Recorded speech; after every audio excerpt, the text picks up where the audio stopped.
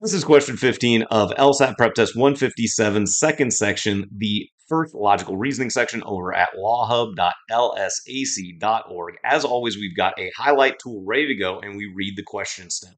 Which one of the following most logically completes the argument? So here we have two possible tasks. We either will need to identify a conclusion that must be reasonably inferred from only statements of fact in the paragraph, or we're going to be asked to find information that would strengthen a conclusion if one is presented in the paragraph. So we're going to read the paragraph now and see if there is a subjective conclusion or not. The introduction of mass production techniques in modern industrial economies allowed the owners of industries to lower prices because they could employ fewer workers, many of whom required little training. The lower prices allowed workers to buy goods that they previously would not have been able to afford. But since jobs for workers with little training are more vulnerable to elimination than those for more highly trained workers, blank. Okay, here's the way we can determine which task we have. It's the fact that the word since comes in the paragraph, not before the blank.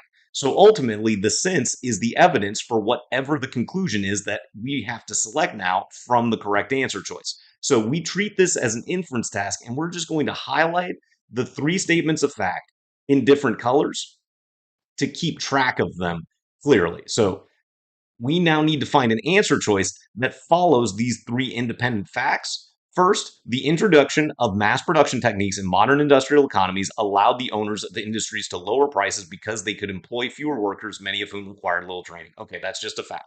Then the lower prices allowed workers to buy goods that they previously would not have been able to afford. Okay, again, that's just a statement of fact. But then we've got this final statement of fact that is supposed to be most important, leading to our conclusion, which states since jobs for workers with little training are more vulnerable to elimination than those for more highly trained workers. So we need to find something that's bad for these workers ultimately in the end in our correct answer choice, but fits within the construct of the facts that came before it directly. So let's read the choices starting with A with our highlight tool still selected to identify and mark reasons to eliminate as we go or to mark why we think an answer choice is correct.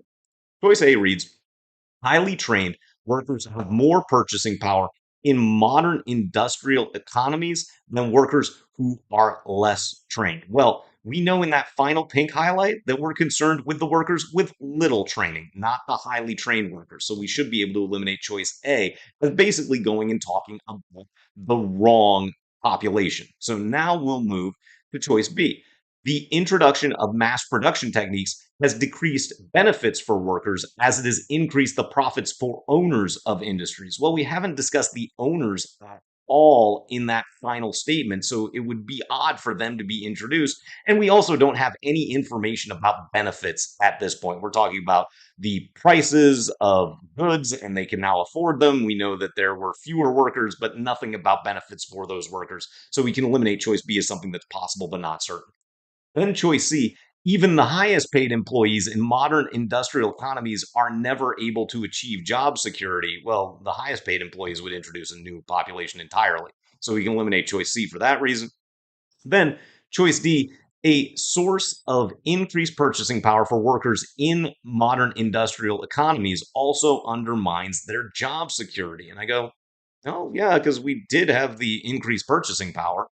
And we are talking about them being vulnerable to elimination than those for more highly trained workers. So that seems rather reasonable. So we'll hold choice D for that reason. And then the percentage of workers who can afford to purchase goods produced by modern industrial techniques is shrinking. Well, we're not talking about the goods being produced by modern industrial techniques, so you should be able to eliminate that.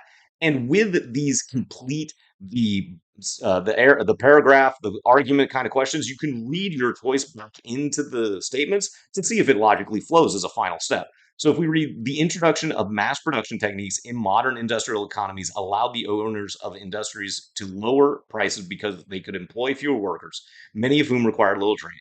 The lower prices allowed workers to buy goods that they previously would not have been able to afford. But since jobs for workers with little training are more vulnerable to elimination than those for more highly trained workers, a source of increased purchasing power for workers in modern industrial economies also undermines their job security. And I go, well, that fully follows from the three facts that we had highlighted in our evaluation of the paragraph just a few moments ago.